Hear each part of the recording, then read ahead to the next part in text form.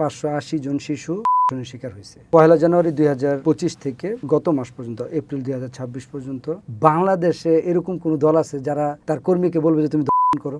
বড় কোনো আগুনের ঘটনায় আপনি দেখবেন যে আগুনটা ছোট একটা কয়েল বা সিগারেটের টুকরা থেকে অনেক বড় বিল্ডিং, জাহাজ বা বড় বড় পাটের গুদাম, কাপড়ের গুদাম, গার্মেন্টস পুড়িয়ে ফেলে।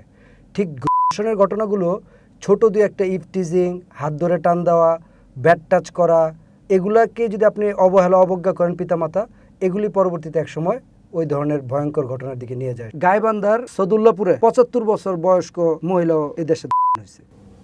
দেশে প্রতিনিয়ত এক একটা ইস্যু তৈরি হয়। প্রত্যেকটা ইস্যুর সাথে প্রত্যক্ষ বা পরোক্ষভাবেই আসলে জীবন জড়িয়ে, হত্যা, আক্রমণ, গুম, মব সহ। তো এটা আবার এখন প্রকট আকারটা হয়েছে অপ্রাপ্ত বয়স্কদের উপর বা তাদের নিয়ে। সম্প্রতি আপনার রামিসা তার বিষয়টা, তার আগে যে নারকীয় ওটা শব্দটা ব্যবহার করতে চাচ্ছি না, এটা হয়ে যাচ্ছে। রামিসার আগেও আরেকটা হয়েছিল, যদিও সেটা এখনও অমীমাংসিত, মানে এখনও প্রমাণ আসে নাই, নেত্রকোনার মধ্যম থানা যেটা হয়েছে আর কি। তো এগুলো আসলে মানে হওয়ার নেপথ্যে কারণগুলো কি হতে পারে, আর এগুলো নির্মূল করা যাচ্ছে না কেন? ধন্যবাদ হাসান সাইদুল ভাই। খুব ক্রুশিয়াল একটা সিচুয়েশন আপনি জানেন এখন বাংলাদেশে যাচ্ছে। আমার মনে হয় রামিসার ইস্যুটা পুরো বাংলাদেশ অস্ত্রসিক্ত অবস্থায় আছে। যদি বাংলাদেশের একটা চেহারা দেখা যেত, তার বাবার যে হৃদয় বিদারক চিৎকার, এবং রামিসার বয়সে তো আমার নিজের মেয়েরও বয়স, এবং পুরো লোমহর্ষক ঘটনা, তো এগুলো আসলে আমার যদি এখন জিজ্ঞেস করেন তাহলে পুরো বাংলাদেশ এখন ক্রন্দনরত অবস্থায় আছে, কান্নারত অবস্থায় আছে। এরকম একটা ঘটনার সাক্ষী আমরা হলাম। বাংলাদেশে আপনার এই একসময় এসিড সন্ত্রাস ছিল ভয়াবহ আকার, আপনার মনে আছে কিনা? 2002 সালেও প্রায় 496টা মানে 500 এসিড থ্রোর ঘটনা হয়, এবং এই এসিড থ্রো নিয়ে বাংলাদেশই একমাত্র দেশ পৃথিবীতে যারা বিশ্বব্যাপী আপনার একটা আইন করছে মৃত্যুদণ্ডের আইন যেটা। এবং এতে কি হয়েছে, পুরা দেশ যখন এসিড সন্ত্রাসীদের বিরুদ্ধে ফোকাস করলো, এসিড সন্ত্রাস কিন্তু আপনার দমন হলো, এবং বাংলাদেশ থেকে এসিড সন্ত্রাসী মানে এসিড যে থ্রোয়িং যে কেসগুলো এখন প্রায় জিরো লেভেলে চলে আসছে। তার মানে আমরা যদি পুরা রাষ্ট্র ব্যবস্থা একসাথে হই, চাইলে যে কোনো অপরাধ দমন করা যায়, এটা প্রমাণিত। দ্বিতীয় বিষয় হচ্ছে রাষ্ট্রের বিচার ব্যবস্থায় যদি আপনার দীর্ঘসূত্রিতা তৈরি হয়। এই যে আপনি জানেন যে ব্র্যাক এবং বাংলাদেশ সুপ্রিম কোর্ট কাউন্সিল একটা যৌথ গবেষণা প্রকাশ করেছিল কিছুদিন আগে, পত্রিকায় সেটা পড়লাম। বাংলাদেশে যত আপনার এই কেসগুলো হয়, এই নির্যাতন কেসগুলো হয়, মানে যেগুলো আমরা রামিসার ক্ষেত্রে দেখলাম, সেই কেসগুলোর কিন্তু আপনার মাত্র 3% ফাইনালি বিচার কার্যের আওতায় আসে, বাকি 97% লম্বা দীর্ঘসূত্রিতার মধ্যে পড়ে যায়। এখন এই কেসগুলো যখন দীর্ঘসূত্রিতায় পড়ে, তখন কিন্তু যারা আমাদের সামনে বড় বড় দৃষ্টান্ত স্থাপন হওয়ার কথা ছিল, এগুলো যখন দেখা গেছে যে আজকে চাঁপাইনবাবগঞ্জের একটা মামলা রায় হলো 29 কার্য দিবসে, এবং রামিসার ব্যাপারটা সবাই বলল যে এটা প্রধানমন্ত্রী নিজেও বলল যে 30 দিনের মধ্যে এটা বিচার কার্য সম্পন্ন করবে। এই টাইপের বিচার কার্য সম্পন্ন করে যদি আমরা ইতিহাস তৈরি করতে পারি, তাহলে কিন্তু আমার ধারণা এসিড সন্ত্রাসের মতো এই যে শিশু নিপীড়নের যে ঘটনাগুলো, এগুলো কিন্তু আমি আশা করি যে একেবারে কমে যাবে। আপনি দেখবেন রাষ্ট্র কিন্তু একটা বড় ভূমিকা রাখে।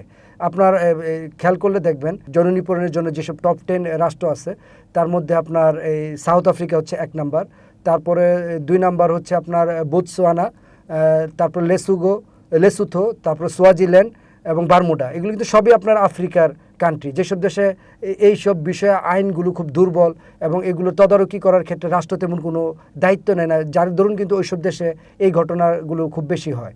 তাই সর্বোপরি যদি আমরা সবাই সম্মিলিতভাবে এই কেসগুলোকে সামনে আনতে পারি, এবং এগুলোর ব্যাপারে এসিড সন্ত্রাসের মতো আমরা যদি পুরো রাষ্ট্র জাতি ঐক্যবদ্ধ হতে পারি, তবে আমার ধারণা এই বিষয়গুলো একটা সমাধান হবে।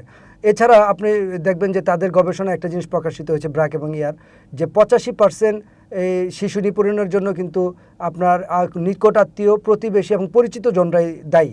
তাই এই বিষয়ে আপনার বাবা মার একটা বড় ধরনের সচেতনতার প্রয়োজন। এবং 3টা মাদক খুব বেশি আপনার এইসব বিষয়ে মানুষকে অ্যাগ্রেসিভ করে তোলে।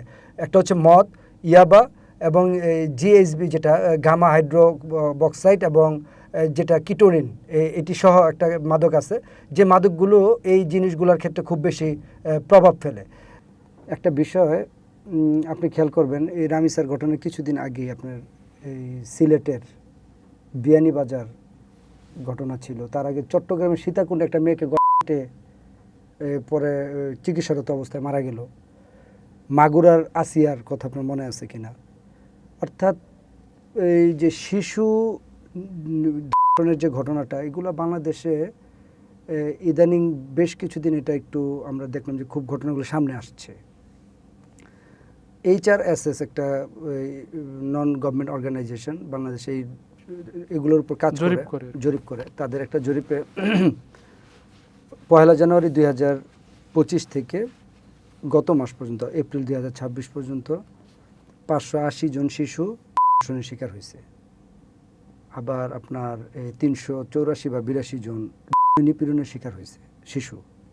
তার মনে করেন আপনার নাম্বারটা প্রায় 1000। এটা আমাদের জন্য একটা অ্যালার্মিং যে কি ভয়ঙ্কর দিকে আমরা যাচ্ছি। একটা বিষয় আপনি হয়তোবা জানেন যে এই যে এই শিশু বা নির্যাতন যেটা হচ্ছে, এটা কিন্তু আপনার এই অনেক সময় আমরা বলে থাকি যে এটা একদিনের কোনো ঘটনা না, এটা একটা ডে বাই ডে এগুলো একটা বিভিন্ন ইস্যু এগুলোর সাথে জড়িত থাকে। তবে আশ্চর্যের বিষয় কি জানেন, আমি গতকালকে ফেসবুক এই ঘটনার পর থেকে তো লম্বা সময় ফেসবুক বা বিভিন্ন সামাজিক যোগাযোগ মাধ্যমে বিচরণ করতেছি, তাতে আমরা খুব লজ্জাস্কর একটা বিষয় চোখে আসে। কিছু মানুষ আমি দেখলাম এই দর্শকটাকে, যে রামিসার খুন দর্শক, তাকে তারা প্রথমে টাইটেল দিল হচ্ছে এনসিপির সে রাজনীতির সাথে জড়িত। আবার দেখলাম পরে টাইটেল আসলো তার সে জামাতের রাজনীতির সাথে জড়িত, দাঁড়িপাল্লার পক্ষে কাজ করছে। এই যে এর আগে আমরা একটা ঘটনা দেখলাম বিএনপির এক লিডারের যে সে যে বিএনপির পক্ষে কাজ করতেছে তার একটা সহ ছবি সহ দিল। আসলে এগুলো আমাদের একটা কুটিল মানসিকতার বিকাশ ফেসবুকে প্রকাশ হয়। আপনার কি মনে হয় বাংলাদেশে এরকম কোনো দল আছে যারা তার কর্মীকে বলবে যে তুমি ধর্ষণ করো? আছে এরকম দল? আমার মনে হয় সারা পৃথিবীতে এরকম কোনো হিস্ট্রি পাওয়া যাবে না যে তার কর্মীকে বলে যে তোমরা এটা ধর্ষণ করো। একটা দল ধ্বংস করার জন্য একটা কাজই যথেষ্ট। কিন্তু এখানে দলকে আক্রমণ করা, আমি মনে করি এটা একটা আসলে অত্যন্ত নিচু মানসিকতার কাজ। দর্শক যারা, তাদের কোনো দল, রাজনীতি, তাদের কোনো পোশাক, তারা কোনো পরিচ্ছদ, তাদের কোনো প্রোটেকশন আমি মনে করি সমাজ থেকে দেওয়া উচিত না। তারা ব্যক্তি ক্রিমিনাল, তাকে রাষ্ট্রের সর্বোচ্চ শাস্তির জায়গায় নেওয়ার জন্য যা প্রয়োজন তা করতে হবে। এখন আমরা ওই যে আপনাকে যেটা বলতেছিলাম, ধর্ষণের বিষয়গুলা আমি এর আগে আপনার বলছিলাম, আপনার খুন এবং ধর্ষণ এই দুটাকে আমি একসাথে ম্যাচ করি এভাবে। আমি নিজে একটা ঘটনা খুব কাছ থেকে দেখার সুযোগ হয়েছিল। এটা হচ্ছে টাঙ্গাইলের জামুরকি একটা জায়গা আছে। আমি তখন এই জামুরকির মাঝখানে একটা ছোটো খাল আছে, খালের এই পাশ থেকে আর এই পাশে হচ্ছে পাটের একটা গুদাম। তা আমি ওই পাশ থেকে বড়শিতে মাছ ধরতেছিলাম, যেহেতু আমি হোস্টেলে পড়াশোনা করছি, ওইটার পাশে একটা লেকে আমি বড়শিতে মাছ ধরতেছিলাম। তার পাশ থেকে আমি হঠাৎ করে দেখি ওই পাটের গোডাউনের ওইখানে ছোট করে একটু আগুন জ্বলতেছিল। এটা আমার নিজের চোখের দেখা। ছোট একটু আগুন জ্বলতেছিল, সম্ভবত কয়েল থেকে কোনো আগুন জ্বালানো। এবং ওই গোডাউনের যে কর্মচারী, সে কোথায় এক জায়গায় কয়েলটা জ্বালাই দিয়ে চলে গেছিলো। তা আমি জোরে জোরে চিৎকার করতেছি যে এইটা আগুন আগুন। কিন্তু এই খাল পার হয়ে যে আমি আসবো, ওই সুযোগটা আমার নাই। কিন্তু দেখলাম যে কেউ নাই, সম্ভবত গোডাউনটা কাজকর্ম শেষ করে সবাই চলে গেছে। ওই ছোট আগুনটা আমার চিৎকার দিতে দিতে দিতে দিতে অনেক বড় আগুন হয়ে গেছে এবং সেটা পুরা গোডাউনে জ্বলে গেল। তারপরও আমার চিৎকার শুনে যখন আশেপাশে মানুষ, এই পাশের মানুষ জড়ো হয়েছে, তারা সাতটায় কেউ ওই পাশে গিয়ে, এর মধ্যে আগুন অনেক বড় হয়ে গেছে এবং এই 4টা বড় বড় গোডাউন পাশে ছিল, একটা পাশ পুরোটা পুড়ে গেছে। আমি কেন এটা আগুনের সাথে তুলনা করলাম, যত বড় বড় আগুনের ঘটনাও দেখবেন আপনি, এই আগুনটা কিন্তু প্রাথমিক পর্যায়ে ছোটো থাকে। দেখবেন যে বড় একটা বাড়িতে আগুন লাগছে, কয়েল থেকে আগুনটা লেগে অল্প একটু জায়গায় আগুন লাগছে, তখন যদি আপনি এটাকে সাথে সাথে নিয়ন্ত্রণ করতে পারতেন, আগুনটা অনেক বড় হতো না। ধর্ষণের ঘটনাটা কেন আগুনের সাথে আমি তুলনা করছি, এর আগের একটা অনুষ্ঠান আপনাকে বলছিলাম, ধর্ষণের ঘটনা অনেকটা পুঁথির মালার মতো। এটা আপনার ছোট ছোট ছোট ছোট ঘটনা ফাইনালি গিয়ে ধর্ষণের মতো জায়গায় গিয়ে পৌঁছায়। যে দর্শক, সে কিন্তু যে সম্মুখটা, সে কিন্তু কোনো স্বেচ্ছাসায় না, এখানে সে গায়ের জোরে, এখানে দুইটা অপরাধ, একটা হচ্ছে একটা ভয়ঙ্কর অমানবিক অপরাধ, তার মধ্যে আরেকজনকে আপনার জোর জবরদস্তি, জবরদখল, যেটাকে আমরা বলি যে অনেকটা গায়ের জোরে কাউকে উপর আঘাত করা, নিজের পৌরসত্ব বিরাজ করে জোর জবরদস্তি করে দেখানো। এই যে জায়গাটা না, এখানে যখন আপনার প্রয়োগ করতে যায় তার মাথায় কিন্তু একটা প্ল্যান থাকে, 4-5 দিন আগের একটা প্ল্যান থাকে যে আমি কিভাবে তাকে আটকাবো, কোন জায়গায় আটকায়, কোন জায়গায় নিয়ে যাব, কোন জায়গায় আমি এই ভয়ঙ্কর অপরাধটা করব, তার একটা মাথায় প্ল্যান থাকে। এই প্ল্যানটা সে করার আগে অনেক সময় দেখবেন যে অপরাধী যারা এই ধরনের, তারা কিন্তু কখনো কখনো প্রথমে হাত টাচ করে, ব্যাট টাচ করে, গায়ে টাচ করে। তখনই যদি আপনি বাচ্চাদেরকে ওইভাবে ট্রেন আপ করানো হয়, বাচ্চাদেরকে বইয়ে আমাদের টেক্সট বুকে যদি বাচ্চাদের শেখানো হয় কোনটা ব্যাড টাচ, কোনটা গুড টাচ, কোনটা টাচ করলে সাথে সাথে বাবা মাকে জানাইতে হবে, কোন টাচ করলে আমরা সাথে সাথে আমার পরিবারকে জানাবো, সমাজকে জানাবো, এবং জানানোর সাথে সাথে তাকে ইনস্ট্যান্ট একটা আইনের আওতায় আনতে পারলে, সমাজ থেকে আইসোলেটেড করতে পারলে আমার মনে হয় যে এগুলো অনেকটা কমে যাবে। আপনি যদি দেখেন যে এগুলা কিভাবে সমাজ বা পরিবেশ জন্য অনেক সময় দায়ী। এখন আপনি কিভাবে বলবেন যে নাজমুল এটা কীভাবে দায়ী পরিবেশ বা সমাজ? আপনি দেখবেন বাংলাদেশে যত ধরনের ঘটনা হয় সবচেয়ে বেশি হয় কোন 5 জেলায় আপনি জানেন? ঢাকা, চট্টগ্রাম, নারায়ণগঞ্জ, গাজীপুর, নোয়াখালী।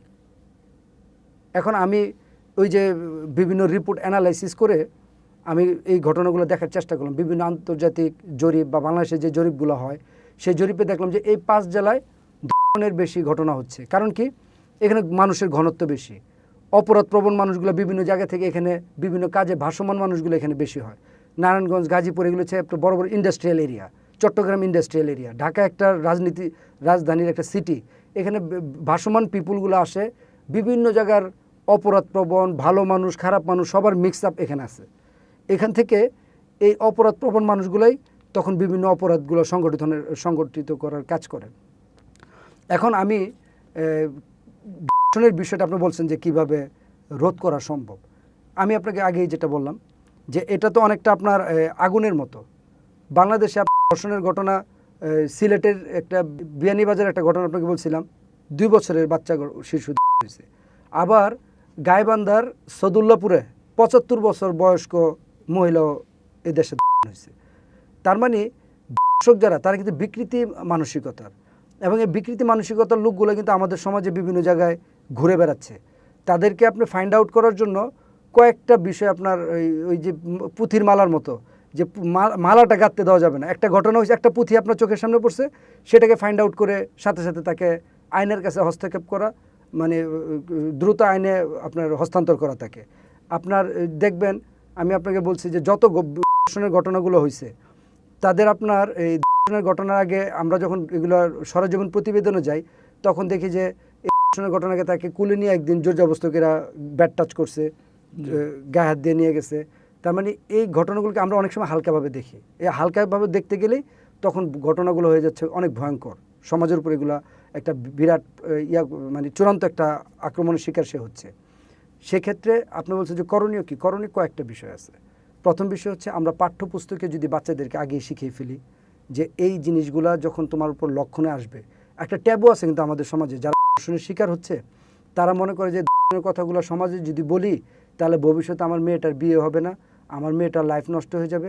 এবং ধর্ষণের একটা ভয়ঙ্কর নির্মমতা কি জানেন? ধর্ষণের ঘটনা যদি কেউ ভিডিও বা এগুলা কোনো রকম তাকে ব্ল্যাকমেলিং করার জন্য করে রাখে, এই ঘটনা ছড়াই দিলে কি হয়, আমরা দেখলাম যে অনেক ঘটনা আছে বাংলাদেশে যে ধর্ষণের ঘটনার পর এই মেয়েটা আত্মহত্যা পর্যন্ত করে। অথচ বাংলাদেশে কিন্তু অনেক বলাৎকারের ঘটনা আপনি জানেন, মানে ছেলেদের সাথে যে ঘটনাটা হয়, বলাৎকারের ঘটনায় আত্মহত্যা করছে এরকম ইতিহাস বাংলাদেশের নজিরে আছে কিনা আমার জানা নেই। আপনি সেটা জেনে থাকবেন যেহেতু আপনি গণমাধ্যম কর্মী। বাংলাদেশে বলাৎকারের ঘটনায় কোনো আত্মহত্যার ঘটনা নাই, কিন্তু ধর্ষণের ঘটনায় লাখ লাখ আপনি ঘটনা পাবেন আত্মহত্যা করার। কারণ কি? বাবা মা বা সমাজ ব্যবস্থা তার মাথার ভিতর সেট করে দিছে যে তুমি ধর্ষণের শিকার হয়েছে মানে তোমার সব শেষ হয়ে গেছে। তাহলে ওই যে পাঠ্যপুস্তকে যখন আপনি এগুলোকে নিয়ে আসবেন, বাচ্চারা যখন এই ব্যাপারে সচেতন হবে যে কোন লোকটা তাকে খারাপ উদ্দেশ্যে ছোঁয়া দিয়েছে এবং এই মুহূর্তে তার করণীয় কি, বাবা মার কাছে এগুলি বলা। এই যে এক অনুনিপীড়ক যে সে যদি একটা বাচ্চার কাছ থেকে বা কোনো একটা বয়সী লোকের কাছ থেকে যৌন অত্যাচার করে বা ধর্ষণ করে, সে যদি এটা গোপন দেখা যায়, ওই মহিলাটা বা মেয়েটা বা বাচ্চাটা এটা গোপন রাখছে, তাহলে কিন্তু তার ভিতর ক্রাইম টেন্ডেন্সি আরও বেড়ে যায়। তখন সে কী করে নতুন কাউকে আবার টাচ করে এবং তার ভিতরে একটা জিনিস কনফিডেন্টলি গ্রো হয় যে না, মেয়ে মানুষ তো এগুলো সমাজে ছড়াবে না, আমি সুরক্ষিত থাকব। এই ট্যাবু থেকে সমাজ বের হইতে হবে, এটা আপনার নিশ্চিত রাখতে হবে। আপনি একটা জিনিস আপনি জানেন, আমি মার্কিন ক্লিনিক্যাল সাইকোলজির একটা গবেষণা 1970 থেকে তারা স্বস্বীকৃত যারা দমনকারী এবং যারা আপনার আইনগতভাবে প্রমাণিত দমনকারী তাদের উপর একটা বৃহৎ পরিসরে গবেষণা করার সুযোগ হয়েছে।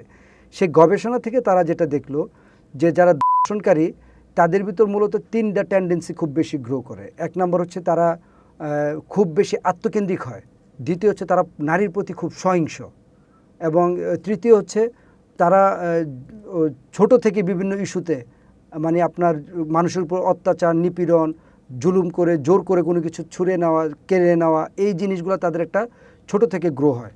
ওইখানে তাদের একটা গবেষণার ফলাফল ছিল এরকম যে এই টক্সিক ম্যাক্সুলিনিটি একটা সমস্যা, যেটা হচ্ছে পুরুষরা তাদের সমাজ, তাদের পরিবার, তাদের পরিবেশ এরকমভাবে তাদের গড়ে তোলে যে পুরুষরা হচ্ছে এরকম একটা আধিপত্যবাদ, তারা যা ইচ্ছা তা করতে পারবে।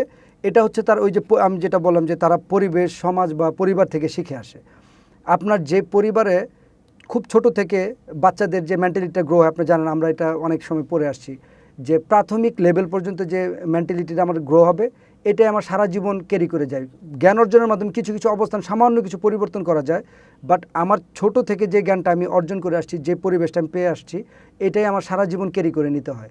সেখানে আমরা দেখলাম যে যেসব বাচ্চারা সহিংস পরিবেশে বড় হয়েছে, পরিবারের ভিতর আপনার এই ধরনের একটা টেন্ডেন্সি থাকছে, তাদের বাবা, চাচা বা বিভিন্ন আত্মীয় স্বজনের মধ্যে এই ধরনের টেন্ডেন্সি থাকে, দেখে জোরজবস্ত ইস্যু করা, মহিলাদের প্রতি অসম্মান করা, মহিলাদের সম্মানের জায়গায় একেবারে হীন প্রতিমান করা, এই বিষয়গুলো যখন তারা দেখে বড় হয় তাদের ভিতর কিন্তু আপনার এই জিনিসটা আসে।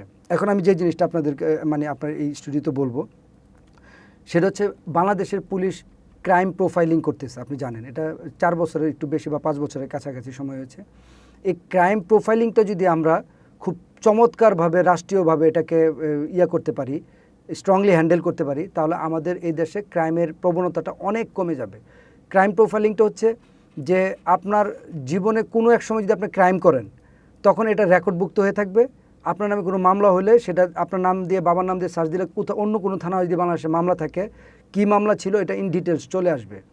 অর্থাৎ এই ক্রাইম প্রোফাইলটা ওই যে আমি আপনাকে আগে যেটা বলছিলাম, ধর্ষণের যে পুঁথি মালা গাঁথা হয়, এই মালার মধ্যে একটা বাধা পড়বে হচ্ছে ক্রাইম প্রোফাইলিংটা।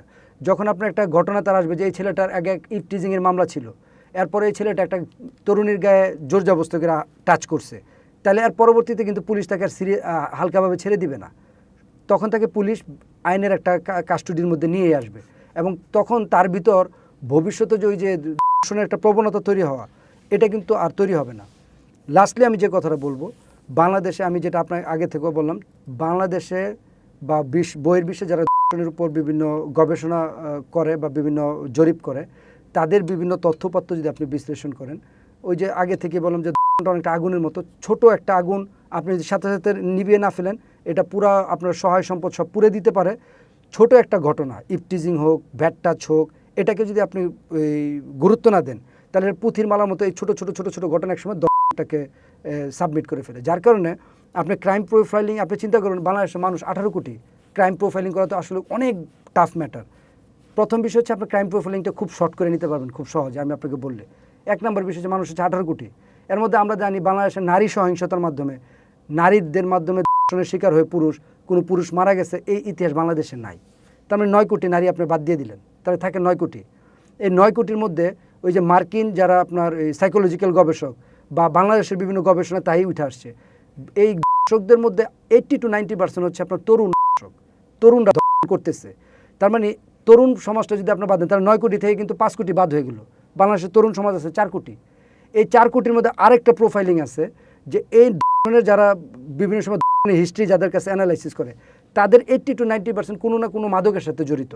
তার মানে মাদক এই ধরনের একটা বড় উপাদান, এবং বিশেষ করে HGL, এই মাদকটার নাম হচ্ছে আপনার GHB, গামা হাইড্রোবক্সিল, এবং কিটামাইন এবং মদ, এগুলো মানুষের উত্তেজনা বাড়ানোর ক্ষেত্রে একটা ভূমিকা রাখে। তাহলে মাদককে যদি আপনি নিয়ন্ত্রণ করবেন, ওই 1 কোটি যুবক থেকে কিন্তু আপনার প্রায় 70-80 লাখ যুবক আপনার বাদ পড়ে যায় এই ক্রাইটেরিয়ায়। তার মানে আপনার ওভারঅল 25 থেকে 30 লাখ লোককে খুব কঠোর নজরদারির মধ্যে রাখতে হবে। তাদের ক্রাইম প্রোফাইলিংয়ে কোনো ক্রাইমের ঘটনা আসে কিনা, পীড়নের ঘটনা আসে কিনা, ব্যাড টাচ আসে কিনা, ইপটিজিং আসে কিনা, এবং সেগুলোকে হালকা করে দেখার বিষয় না। প্রত্যেকটা বিষয় সিরিয়াসলি দেখলে, মাদকটা নিয়ন্ত্রণ করতে পারলে, এবং সর্বোপরি যেটা আমি বলছিলাম যে আমাদের টেক্সট বুকে যদি বাচ্চাদের ধর্ষণের শিকার হওয়ার বা লক্ষণ কি, এইখান থেকে বাঁচার উপায় কি, হালকা লক্ষণ দেখা হলে কার সাথে কিভাবে শেয়ার করতে হবে, আমাদের সমাজে যে ট্যাবু আছে যে ব্যাড টাচ করলে বা নিপূরণের বিষয়টা উঠলে যে গোপন করে রাখার প্রবণতা, এটাকে বাদ দিয়ে দিলে এবং মানুষের কাছে এগুলো শেয়ারিং করলে ধর্ষণের মতো ঘটনা বাংলাদেশে এত বেশি হওয়ার প্রবণতা নাই, এবং এটা খুব দ্রুত বাংলাদেশ থেকে অনেকাংশে কমে যাবে বলে আমি আশা করি। এবং সর্বোপরি আমি বলবো যে এই শিশু যৌন নিপীড়ক যারা, অর্থাৎ যাদেরকে আমরা অনেকটা প্যাডোফিলিয়া বলি, এদেরকে দমনের জন্য আপনি আরেকটা জিনিস খুব করতে হবে। এই শিশু চাইল্ড পর্ন সাইটগুলো কারা আপনার বাংলাদেশে সার্চ করছে তাদের একটা তালিকা করে, তাদেরকে যেহেতু গুগলের অনেক কিছুই সরকার টু গভর্নমেন্ট যোগাযোগ করলে সেগুলো পাওয়া সম্ভব, যে চাইল্ডের অ্যাবিউজ পর্ন সাইটগুলো কারা সার্চ করতেছে তাদের একটি তালিকা তৈরি করা দরকার। কারণ প্যাডোফিলিয়া বা শিশু নির্যাতনের ক্ষেত্রে এই লোকগুলোই বেশি দায়ী থাকে। এগুলো সবগুলো যদি আমরা সম্মিলিতভাবে রাষ্ট্রীয়ভাবে করতে পারি তাহলে দ্রুত এটার একটা সুরাহা হয়ে যাবে।